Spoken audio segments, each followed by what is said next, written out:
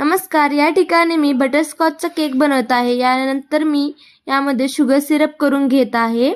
नंतर ना मी whip cream लावून घेतली आहे. यानंतर मी त्यात बटरस्कॉचचा क्रश टाकत आहे. सेम प्रोसेस आपण सेकंड लेअरलाही करणार आहोत.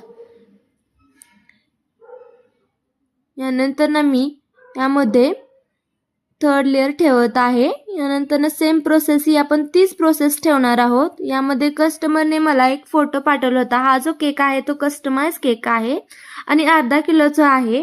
या व्हिडिओच्या शेवटी मी तुम्हाला ते फोटो सुद्धा शेअर करणार आहे आणि आपल्या केकचं वेट किती आहे हेही सांगणार आहे.